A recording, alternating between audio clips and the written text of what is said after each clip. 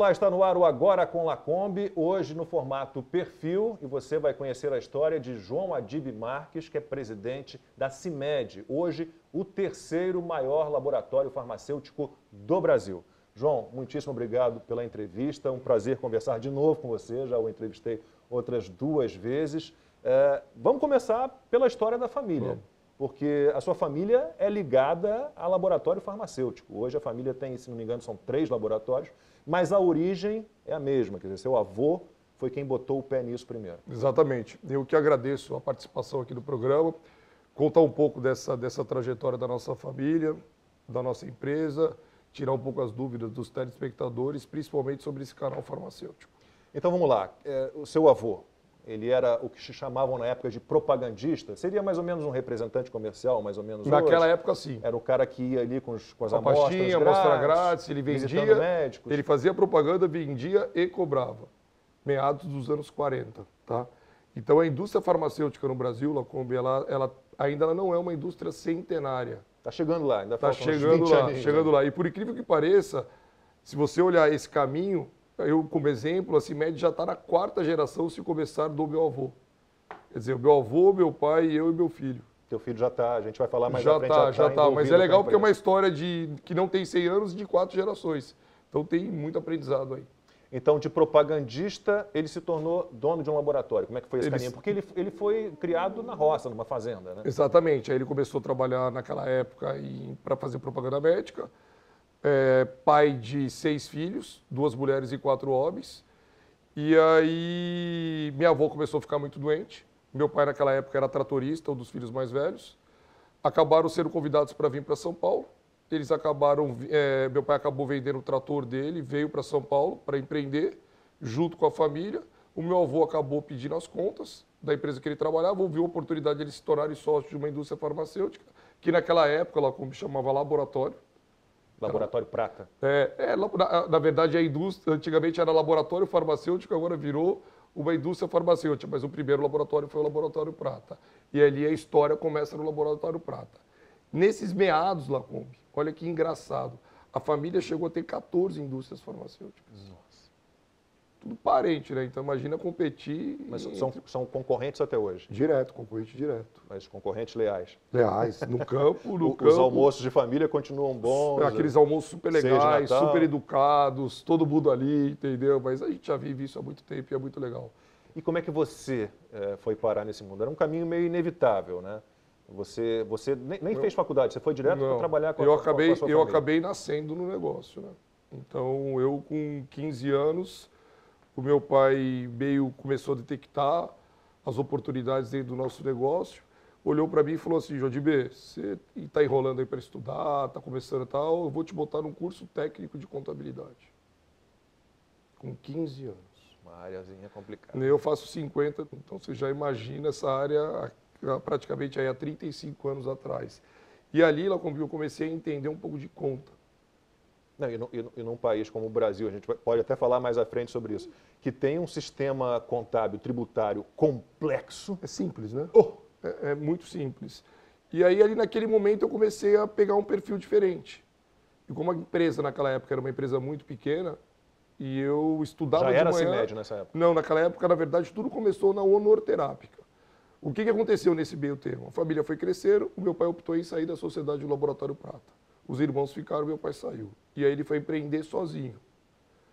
E aí ele acabou comprando um laboratório que chamava Laboratório Honorterápica, que era um laboratório ali no Cambuci, zona sul de São Paulo.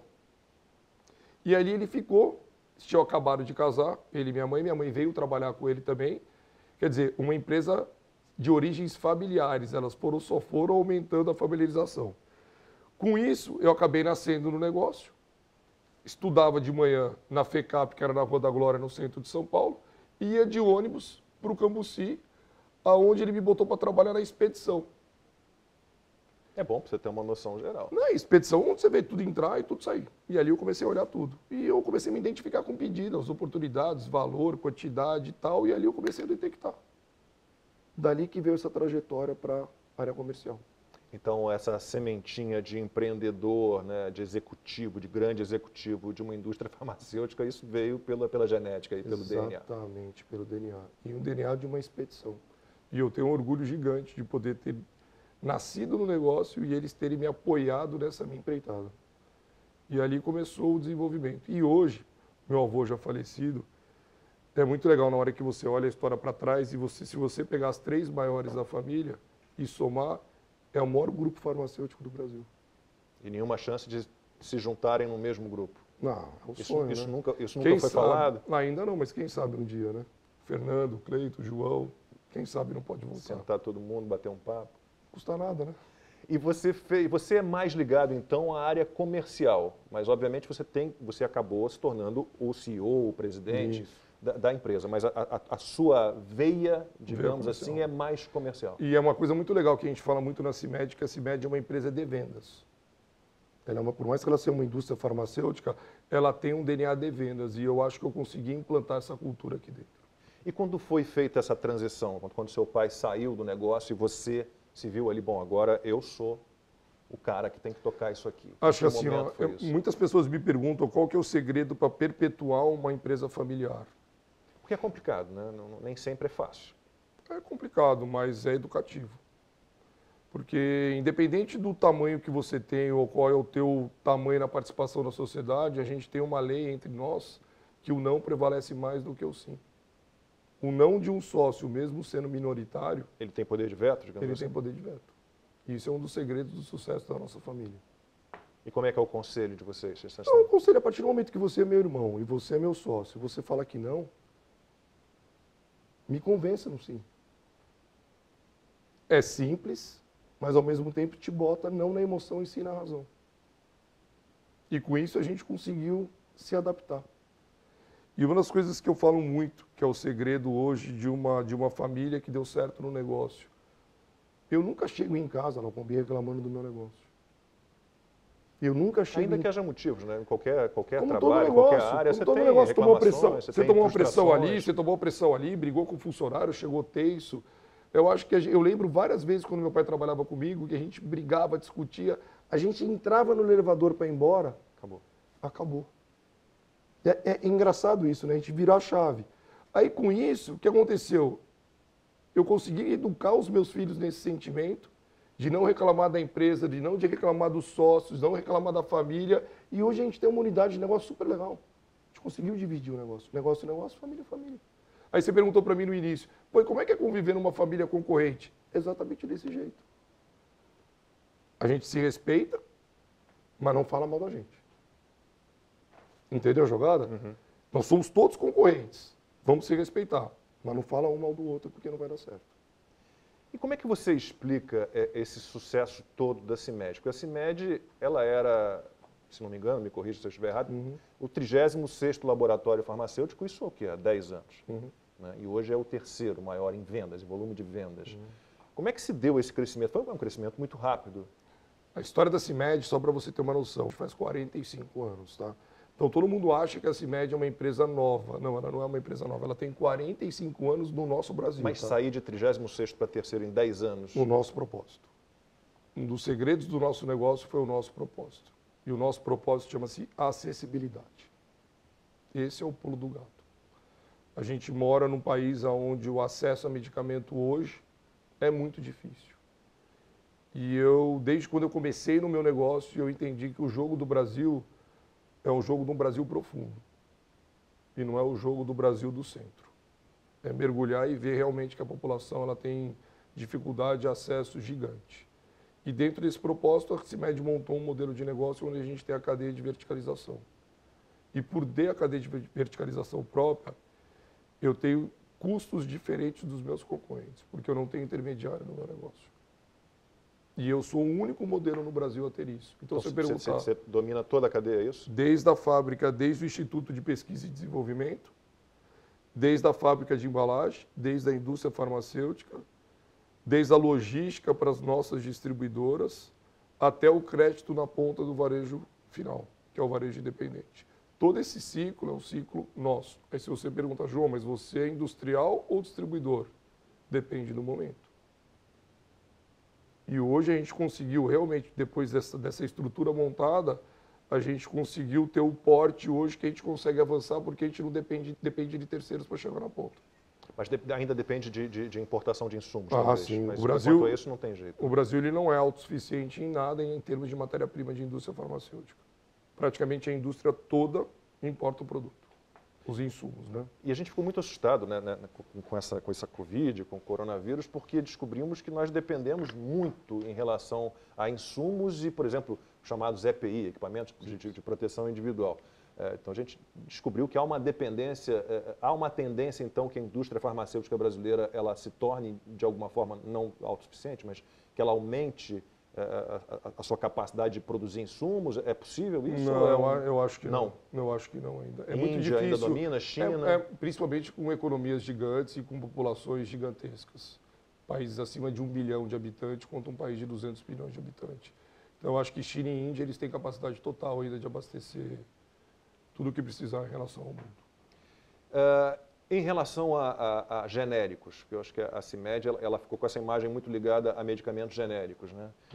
Ainda há um preconceito, porque, infelizmente eu ainda passo por isso, João, de você estar no médico, ele vai receitar o medicamento, eu falei, olha, por favor, não prefira o de marca. Quer dizer, ainda há um lobby, ainda há o propagandista, o representante comercial ali, com aquela malinha, ele oferece mais do que amostras grátis, às vezes. Por que alguns médicos ainda têm essa resistência? São poucos, mas ainda têm resistência. Mas deixa eu primeiro explicar para os nossos telespectadores o que é o medicamento. Claro. No Brasil, hoje, você tem duas categorias de medicamento. O patenteado e o não patenteado. O que é o patenteado? É aquele cara que descobriu a molécula e durante 10 anos, porque o Brasil tem a lei de patente, só ele tem o produto. A partir do momento que é quebrada a patente, você tem a opção de você se tornar um medicamento genérico ou um medicamento similar. O que é o similar? Similar é o similar de marca, ok? E o que é o genérico? O genérico é o princípio ativo da molécula. Entendeu? A diferença entre eles, quer dizer... Nenhuma. Nenhuma. Os dois são obrigados a passar pelos mesmos testes de bioequivalência e biodisponibilidade para você poder ter o registro. Só que o medicamento genérico no Brasil, ele veio a partir de 98. Foi na época do Serra ainda, se não me engano. Foi na época do governo Serra, que foi o que abriu a lei do genérico no Brasil. E ali você começou a optar no registro do produto para você ver ser ou marca ou genérico. Ali se abriu um novo mercado no Brasil. Só para você entender, os produtos não patenteados no mercado de primeiro mundo, igual aos Estados Unidos, representam 90% do medicamento vendido, o genérico. O Brasil, mesmo o genérico crescendo nos últimos 2 anos, 2, 3 dígitos de algumas moléculas, ele representa 35% ainda. Então tem um longo espaço para a indústria participar do medicamento genérico.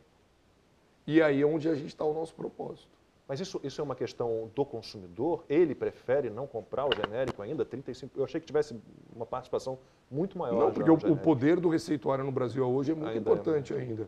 Nós, CIMED, optamos a trabalhar com OTC, que são os produtos sem a taxa, e genérico. Nós optamos a trabalhar com produtos genéricos, porque, por lei, todo produto genérico ele é intercambiável no balcão. Isso é a lei do genérico. Então, se você for no médico, o médico te deu um produto similar, ok? Você chegou com a receita no balcão, o balconista ele pode te oferecer um genérico.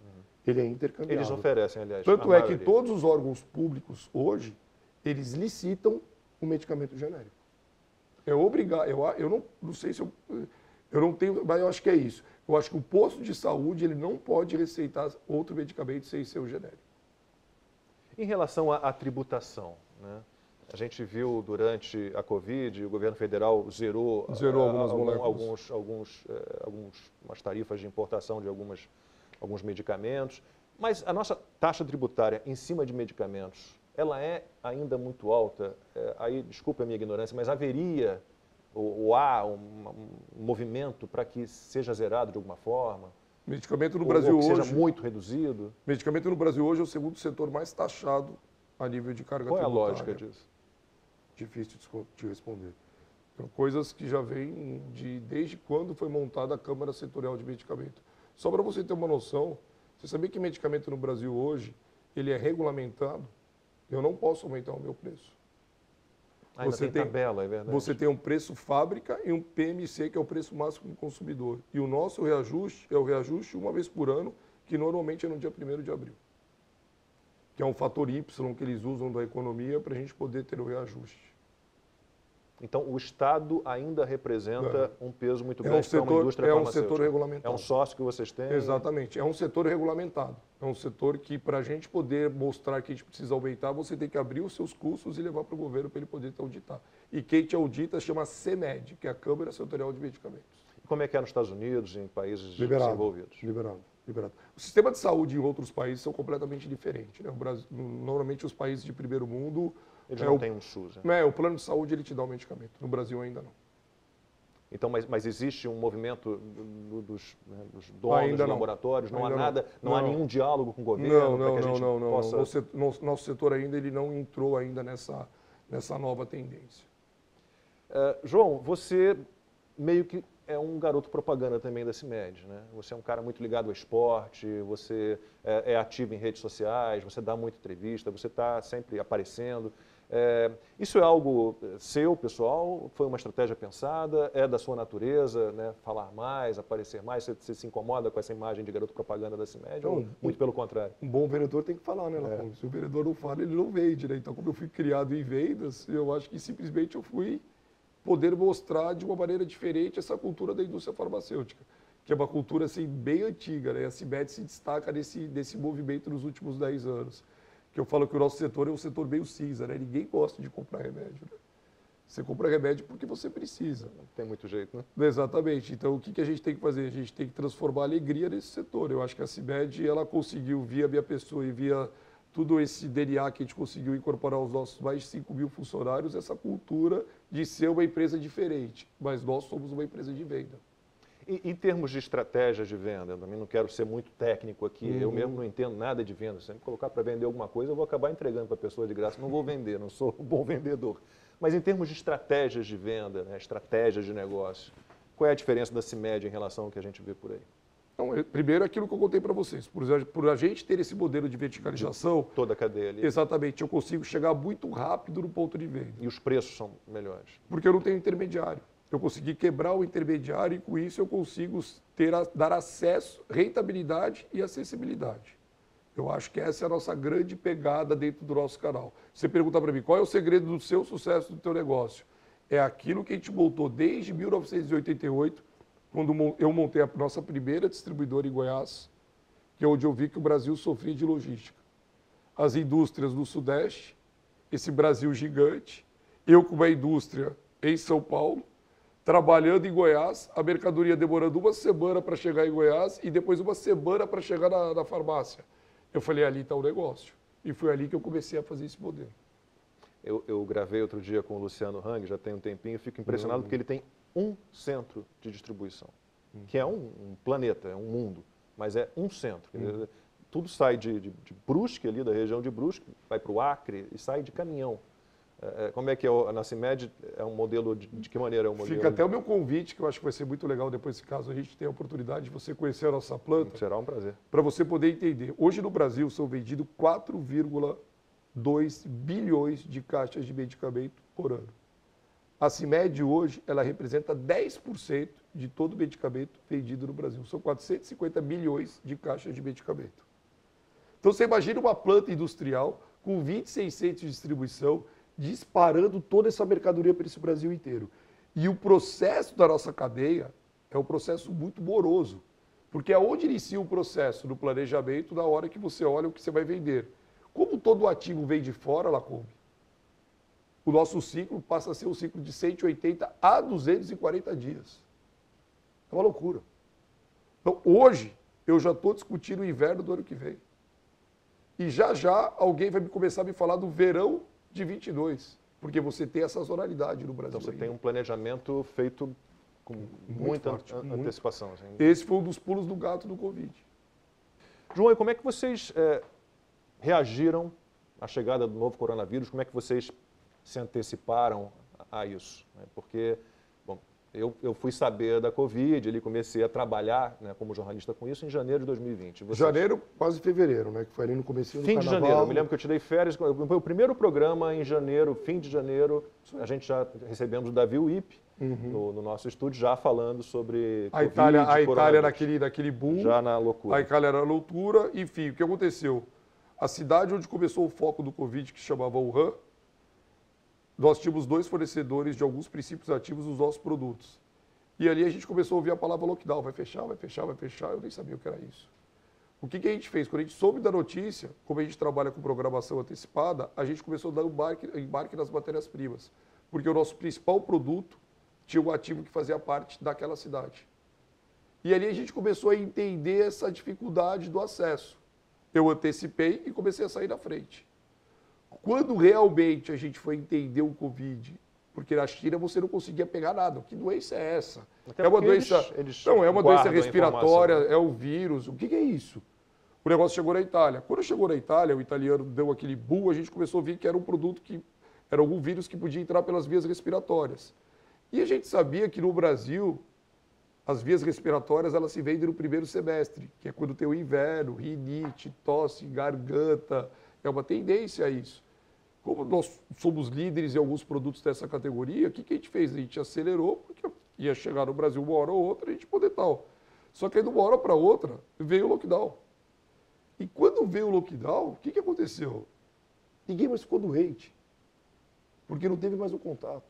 Então tudo aquilo que a gente produziu, que a gente antecipou, não vendia. Então de cara para vocês foi prejuízo. Você imagina, o produto vende 40 milhões de caixas por ano. Ninguém mais ficou gripado. Ninguém mais teve... Agora voltou. Não, mas aí nós estamos falando de 2 anos. Sim, mas... Aí nós estamos falando... Não, mas porque todo mundo olha e fala assim, pô, mas o setor farmacêutico, não, calma, o jogo foi o outro. O jogo foi o outro. Naquele momento, a gente começou a se falar muito sobre distanciamento, máscara, álcool em gel, imunidade. Até então, ninguém nem falava de imunidade. A cultura do brasileiro... o brasileiro é do medicamento curativo, ele não é do medicamento preventivo. É uma profilaxia no Brasil. E vitamina é prevenção. Você concorda comigo? Você não precisa tomar vitamina depois que você está doente. Você tem que tomar vitamina para você não ficar doente. E nós já éramos líderes de vitamina. As nossas principais marcas já são líderes de vitamina. Então a gente já entendia. Foi a virada no jogo. Quer dizer, a gente começou a perder venda nessa categoria, mas começamos a crescer venda muito nessa categoria. Por quê? Só 6% da população no Brasil consome vitamina. Nossa, o potencial de crescimento. Sabe quanto é nos Estados Unidos? 60%. O Brasil é curativo e não preventivo. Qual é o nosso grande trabalho agora daqui para frente? É não deixar as pessoas perderem esse costume. Vitamina é hábito de vida. A vitamina ela tem que estar na cesta do teu café da manhã, tem que estar do lado do teu almoço. Não tem que estar na cestinha de remédio. Ela não é um remédio. Ah, cadê a vitamina? Ah, pega lá, abre a gaveta. Ferrou. Entendeu essa mudança de mindset? E aí cabe à indústria agora começar a propagar isso. Porque você imagina, no país de 220 milhões de habitantes, se dobrar, não tem produto para entregar. Ô João, em relação à politização da Covid, politizaram absolutamente tudo. Né? Tratamentos, medicamentos, vacinas, lockdown, tudo foi politizado. Sei que você não é médico, não é infectologista, não quero uma opinião de um médico, mas te assustou? Muito. Muito. Até porque eu vivo nessa indústria, né? E a gente sabia que naquele momento você ter um produto específico para aquilo era um longo trabalho. O Brasil ele não lembra muito sobre a gripe suína, né? Você lembra? Não. Você lembra do H1? Na verdade, o H1N1... E eu morava em Santa Catarina na época. Eu estava no sul, que foi o maior foco ali. Né? Então... também. E naquela época, tipo assim, foi um perigo gigante. E quanto tempo a indústria levou para desenvolver o produto pro H1N1? Usaram o Tamiflu, né? Na verdade, é um produto que acabou quebrando a patente, agora acho que tem 2 anos ou o ano todo. E acho que qual que é o grande pulo do gato da indústria farmacêutica? Não é a vacina, é tentar arrumar o medicamento para poder ter a cura do Covid, curativo.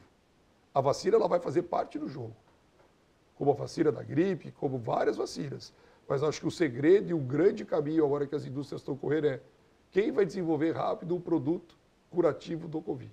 Vocês estão trabalhando nisso? Lançamos o projeto agora, que acho que foi um projeto onde a gente entrou como patrocinador.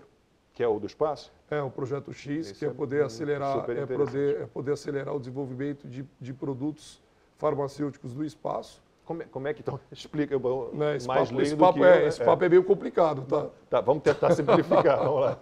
O que é exatamente isso? Vocês vão mandar o novo coronavírus para o espaço? A pesquisa ela já faz parte do nosso É na Estação negócio. Espacial Internacional, né? Eu tenho o Instituto Cláudia Marques, em homenagem à minha mãe, que nós inauguramos em 98. Então, a pesquisa já faz parte do Código de uma Indústria Farmacêutica. Vocês têm lá o desenvolvimento de tecnologia? Bioequivalência, biodisponibilidade, somos autossuficientes dentro dessa categoria e somos a única indústria farmacêutica no Brasil a ter isso, tá? Onde todo final de semana, eu interno 60 pacientes para fazer teste de bioequivalência e biodisponibilidade. Então, já faz parte do nosso negócio. Quando veio a proposta para a gente de ser patrocinador dessa corrida, num primeiro momento foi até meio disruptivo, porque a gente não entendia. E esse projeto levou praticamente em 9 meses. Como é que surgiu para vocês isso? Quem que fez o contato? Eles procuraram, tem uma empresa que ela é uma transportadora de mercadorias para o espaço. É engraçado. Eu não vou mandar nada, nem muito menos Não, irei. mas olha, e aí eles vieram e na hora que mostraram o tamanho do projeto, eu falei, tem tudo a ver com a gente.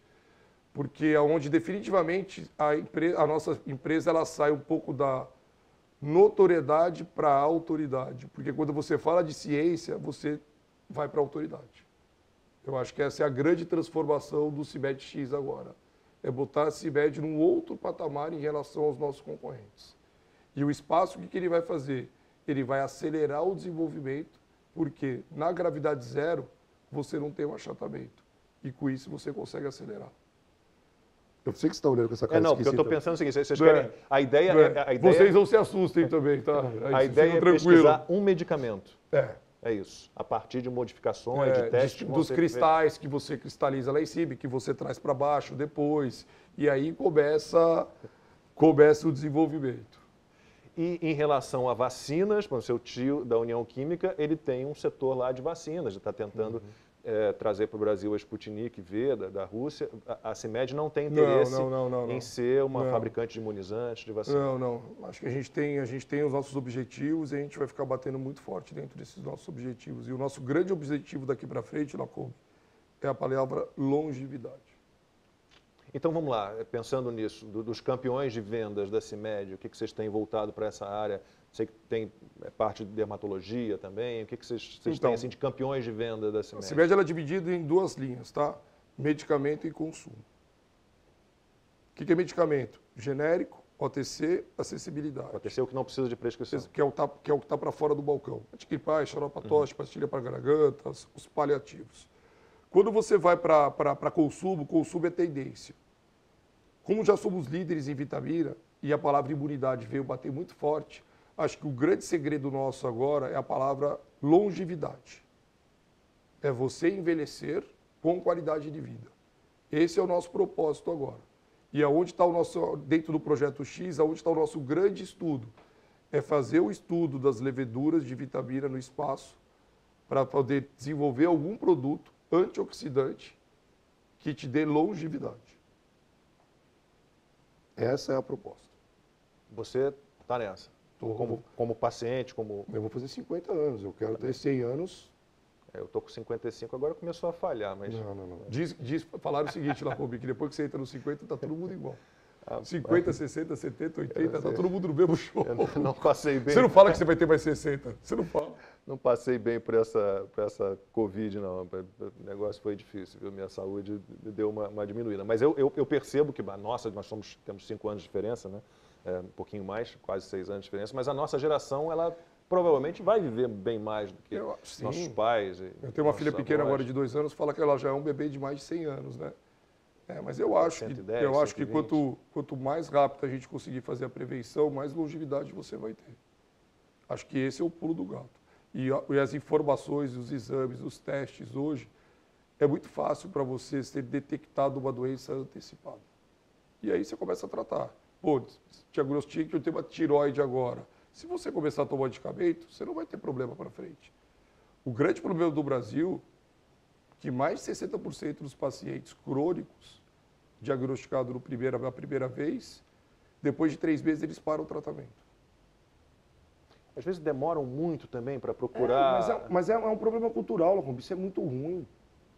Pô, eu tenho pressão alta, eu tenho dor de cabeça, de repente eu fui no médico, o médico mandou tomar um remédio de pressão, eu comecei a tomar o remédio, parou minha dor de cabeça, eu paro o remédio de pressão. Aí daqui 3 meses, na hora que eu volto, aquele que era 10 miligramas já virou 20.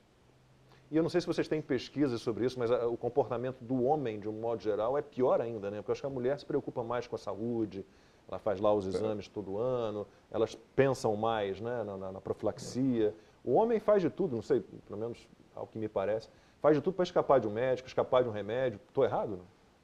Não. Tanto é que, graças às mulheres, elas que levam a saúde para a gente para dentro de casa, né? Elas que são as nossas incentivadoras. Vai no médico, eu vou comprar um remédio para você. 70% dos consumidores de farmácia são mulheres, que ela compra para o homem.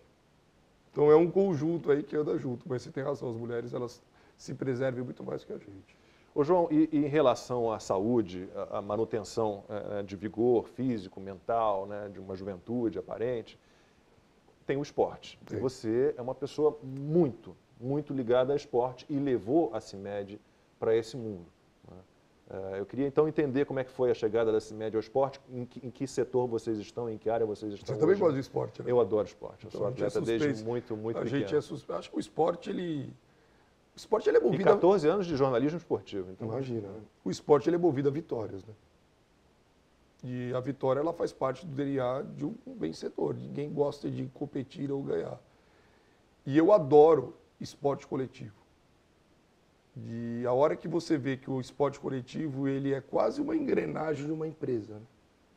Então vamos fazer uma referência no vôlei, que temos um monte de amigos. Sim, eu joguei, eu sou cunhado do campeão olímpico, o Carlão, minha irmã mais velha, jogou. Aí vamos lá. Você teve o seu Você time era o de que vôlei. você jogava? Eu era ponta. Você era ponta, você era o ponteiro, você era o cara que derrubava a bola. Não era oposto, tá? O oposto era melhor que eu. Mas tudo bem. Mas vamos lá. E o líbero? Ele é uma peça Na minha época nem fundamental? tinha, mas hoje em dia é. Ele é uma peça fundamental, porque se ele não passar a bola boa para o levantador, o que vai acontecer com você? Já era, a bola não vai chegar boa para mim. E a hora que você começa a entender essa engrenagem e ver o papel de cada um dentro de uma estrutura e o treinamento como foco, junto com a estratégia, é muito legal. E eu tento pegar esse DNA do esporte e levar para dentro da minha empresa. Porque quando a gente entra no jogo aqui, a gente entra para ganhar, a gente não entra para perder. E o que eu falo para todo mundo é que é todo dia isso. É todo dia. É igual esportista. Quando você treinava, você não treinava todo dia? Sim. E por que você parou de treinar? Eu parei por causa dessa porcaria desse lockdown, né? Mas tudo bem, mas você podia treinar dentro da tua casa, você podia... Mas começa a ficar um negócio... Alta intensidade é mais difícil. E o esporte, para o cara ter um alto rendimento, ele tem que treinar. Então, quando eu faço esse negócio do alto rendimento no esporte, o alto rendimento na empresa, eu acho muito legal essa ligação. E todo time que é bem treinado, que tem profissionais focados, eles chegam à vitória. Em qualquer categoria. Pode perceber isso. E por isso que eu sou apaixonado no esporte. Tento apoiar ao máximo, tá? Tento apoiar ao máximo, desde um projeto pequeno. E uma outra coisa, né? O esporte ele vive de vitórias e derrotas, isso é consequência. Sim, você precisa aprender com as derrotas, né? Para ter E qual é o vitórias mais grande à frente. problema? E qual é o grande problema de um patrocinador? O patrocinador do esportivo, ele só é lembrado na hora que ele tem uma fase com esse time. Os grandes cases de marca são aquelas marcas que elas ficaram tanto na perda como na vitória. Elas não vivem só da vitória, aí onde ela se guarda. Então, todo projeto esportivo que a gente entra a longo prazo, nada a curto prazo. O vôlei, vocês ficaram muito tempo ali com o time de vocês, baseado em Florianópolis, né? Foram o quê? 4 títulos nacionais? Na verdade, a gente quebrou a hegemonia do Minas, né? Que naquela época era potência. Ganhava tudo, né? Ganhava tudo. Eles eram, acho que, tricampeão, nós fomos tetra. Aí o Renan um dia virou para mim. Renan Dalzotto, que hoje é técnico da seleção brasileira. Ele falou, João, você tem que entender que o esporte a gente também vive de derrota. Para o empresário isso é mais complicado. Isso é muito complicado. E eu nunca tive fins lucrativos no voleibol. O voleibol nada mais Mas o era retorno para a marca foi muito grande. como patrocínio. Mas é diferente você ser patrocinador e você gestor de projeto. Nós éramos gestores de projeto. A gente entendia dos bastidores. Patrocinador é aquele que bota o dinheiro e faz... A CIMED não. Ela teve 2 projetos, o projeto do vôlei e teve o projeto da Stock Car. E os 2 projetos... A Stock Car vocês tinham uma equipe, né? Tínhamos uma equipe também, com gestão própria nossa. Papéis e responsabilidades. Não era um mero patrocinador. Não era. E também bicampeão. Tem segredo? Não tem segredo. É gestão, é uma empresa. Papéis e responsabilidades. Então isso é muito legal.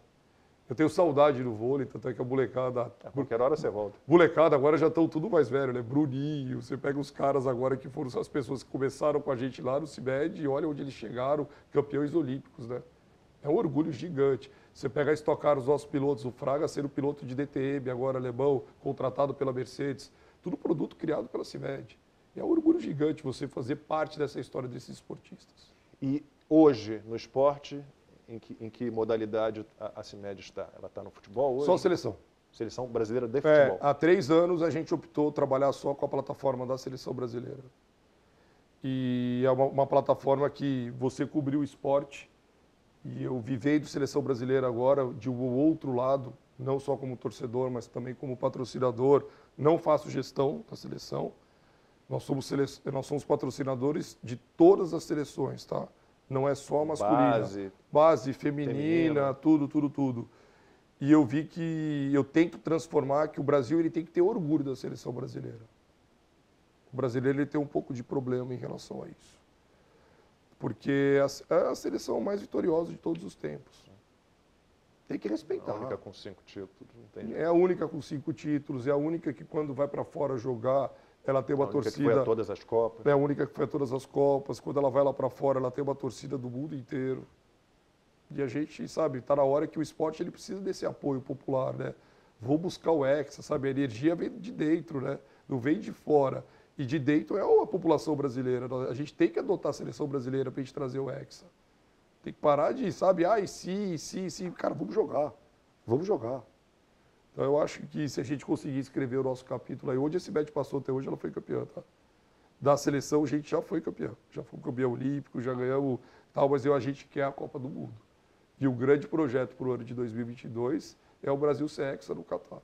Oh, tomara. Mas vamos acreditar. Eu sempre acredito. Ô, João, e você, atleta? Você foi piloto? Que esporte você ainda pratica? Você está super em forma? Automobilismo eu parei em 2017. Parou porque cansou, porque é muito arriscado? Não dava mais tempo, eram finais de semana. Velocidade sempre te atraiu? Velocidade sempre me atraiu e a partir do momento que a gente não consegue mais se dedicar àquilo, você começa a ter risco também. Aí eu preferi desacelerar.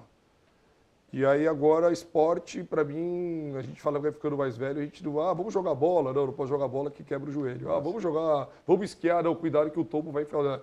Então hoje o que você faz? Eu corro, faço musculação, tenho que ter uma vida mais regrada. Bom, daqui a pouquinho a gente tem mais conversa aqui com o João Adib Marques, falar um pouquinho sobre as dificuldades de empreender, né, num país como o Brasil, principalmente numa área como a que ele está, né? Na indústria farmacêutica, com tantas licenças, alvarás, regulações, portarias, imagino que não deve ser fácil. João, dei a deixa lá antes do intervalo, vamos falar um pouquinho dessa sua área, da dificuldade. Bom, empreender no Brasil é muito difícil. Não é um país que ainda tem muitas regulações, portarias, alvarás, licenças. É aquela história do Ricardo Salles, vamos passar a boiada, quando ele falou aquilo naquela reunião de 22 de abril de 2020, ele se referia a isso. Nós temos muita burocracia nesse país. Na sua área, imagino, ainda mais. A Anvisa faz um belo trabalho, mas ela está ali sempre no pé de vocês. Como é que você lida com isso? De vez em quando dá uma desanimada. Outro exemplo do Hang. Luciano Hang disse que ficou 22 anos esperando, né, alvarás para montar uma loja em Porto Alegre. 22 anos. E não conseguiu. Vamos lá. O Brasil ele é muito complexo. Ele é muito complexo. E eu acho que o Brasil, os empresários que eles têm sucesso no Brasil, eles entenderem um pouco desse Brasil de 10 Brasis. O Rio Grande do Sul é completamente diferente do Amazonas, que é completamente diferente do Nordeste. Você vai pegando essa particularidade e você olha que quem entende isso se destaca, quem não entende não se destaca. Como você falou, as leis são diferentes, principalmente no sistema tributário. Ele é muito complexo. Então, você saber pilotar toda essa cadeia tem que ter uma expertise, que as multinacionais elas têm grande dificuldade porque elas vêm com tendências globalizadas. E o Brasil tem muita oportunidade. Então esse eu acho que é o primeiro desafio. Quando você fala do nosso setor da regulamentação, ele tem dois viés. Ele tem o viés que, se ele é muito regulamentado, ele trava as entradas. Tem um setor de barreira muito grande para a entrada de novos players. Ao mesmo tempo, ele desafia quem está. Por quê? Porque é muito complexo. Quando você fala de Anvisa no Brasil, a Anvisa ela só pede para o rigor no mundo inteiro para o Japão. Então, assim, ao mesmo tempo, para mim, Lacombe, é um orgulho, por exemplo, eu estar disputando hoje o mercado, onde todos os meus concorrentes eles são competentes. Porque ele tem um órgão técnico que audita muito forte. Então, hoje, medicamento no Brasil não deve nada para nenhum país do mundo. Por que nós, como brasileiros, não temos que levantar essa propriedade? Por isso que eu não entro nesse cunho, você está entendendo? Porque dentro do meu negócio eu tenho que ser bom. Mas eu digo assim, eu tenho um amigo que tentou montar, foi o grande executivo a vida inteira, fez 50 anos, falei, vou me aposentar, apaixonado por cachorros. Ele falou, vou montar uma indústria de biscoitos para cachorro. E comprou um terreno e começou a reunir a documentação para tocar o negócio dele. E descobriu que tudo era regulamentado. Então, o piso da fábrica, o tipo de piso. Então, imagino que numa planta farmacêutica isso é necessário. Isso é muito necessário. Não daria para reduzir um pouco tudo isso? É impossível. Não existe essa conversa, é impossível. Ao mesmo tempo, aquilo que eu falei para você é muito legal. Porque te estimula a você estar sempre investido no teu negócio para você trabalhar na alta performance. Eu vou fazer o convite para você, Lacombe, junto com a tua produção, para você poder entender um pouco dos bastidores de uma indústria farmacêutica. Até esse projeto que a gente está inaugurando agora, para vocês entenderem um pouco a complexidade que é fabricar medicamento no Brasil. Eu imagino que não seja nada fácil. Não, mas é muito legal, o consumidor precisa entender. E ele precisa estar confiante no que ele está comprando. Até para ele entender o que é o genérico. Então é um trabalho que a gente pode fazer até para levar essa informação para a população. Para derrubar essa historinha de médico que ainda fala, olha, eu estou passando aqui, compre o de marca. Vamos mostrar quais são os rigores que a nossa indústria hoje tem. E que nível que a indústria farmacêutica brasileira está hoje perante ao mundo. Entendeu? A gente não deve nada para ninguém. Então, dentro do nosso setor, a regulamentação faz parte do jogo. Desde o piso, desde a certificação do ar, da água. Para você e para os seus concorrentes, então. É do nosso DNA, você está entendendo? É tudo isso. Então, acho que é o desafio, mas é para poucos, né? Tem que lutar. Vamos lá, eu vou entrar um pouquinho em política. Né? Você não precisa se comprometer, né? Como grande empresário, talvez seja melhor que não.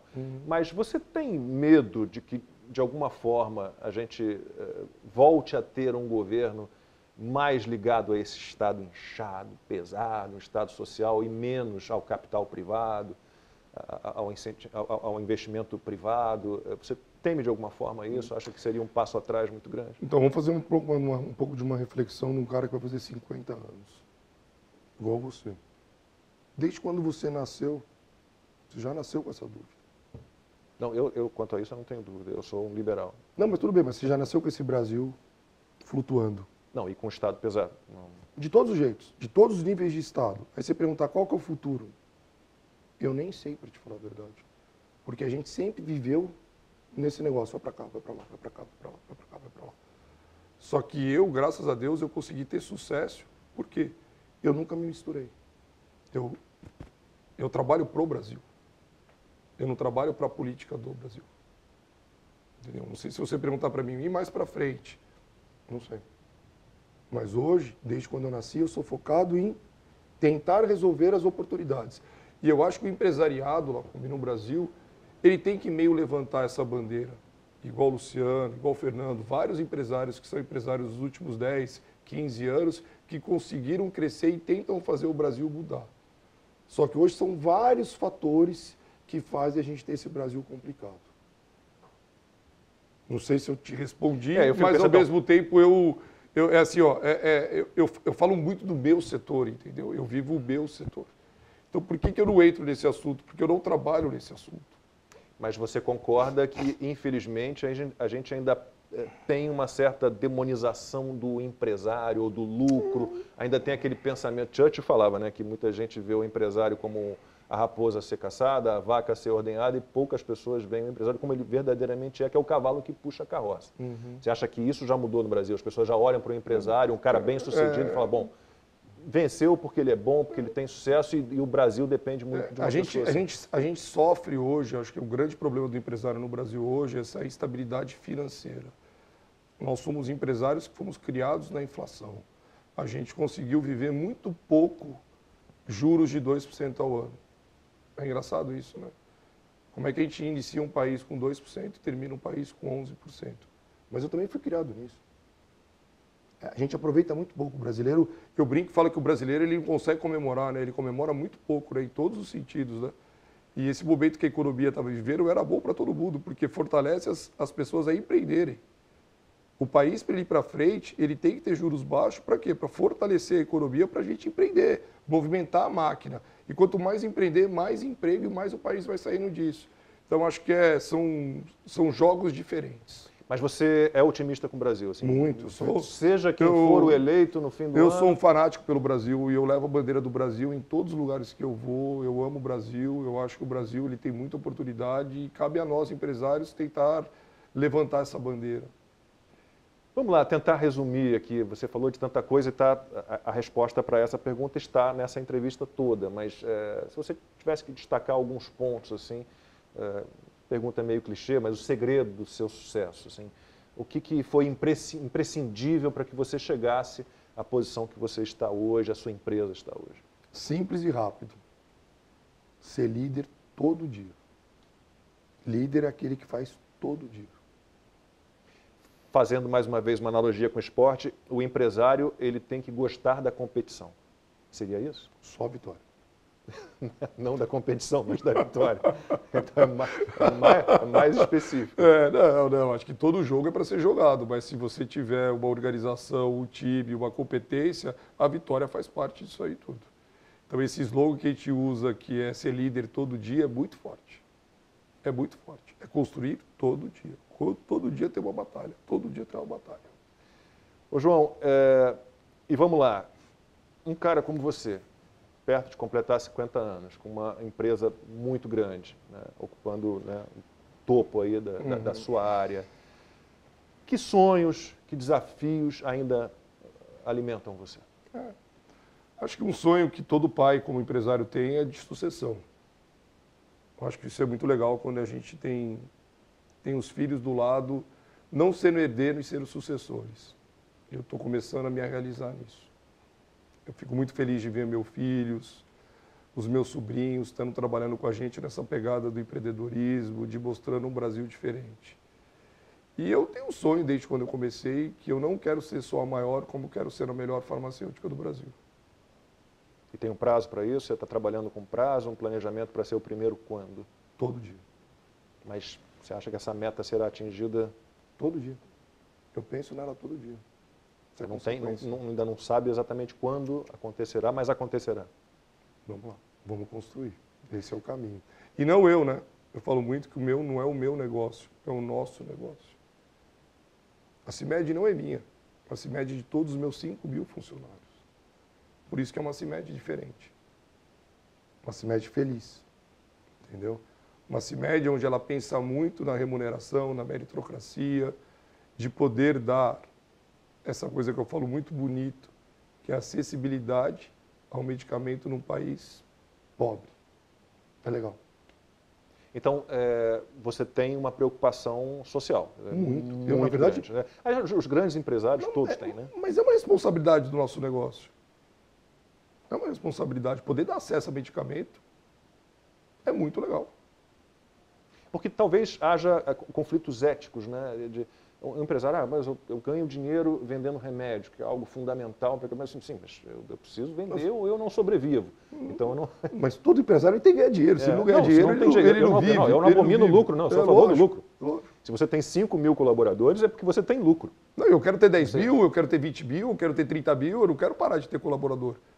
Eu quero ser o modelo, aquilo que eu falei para você desde o negócio. A minha indústria é uma indústria onde ela compete com multinacionais.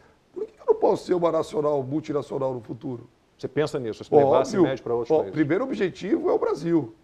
Mas a partir do momento que, com todas essas dificuldades, eu já me destaco, por que eu não posso ir para o primeiro mundo?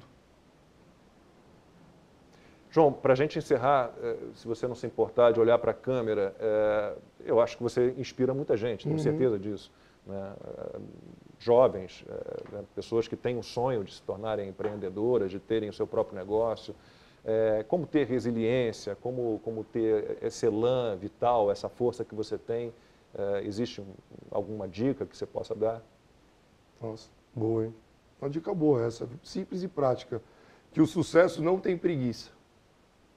Sucesso não tem preguiça. Simples e prático. Tem? Não, não tem. É todo dia. É todo dia. João, obrigado, cara. Obrigado, Tudo de bom. Obrigado a você. Sucesso. Valeu.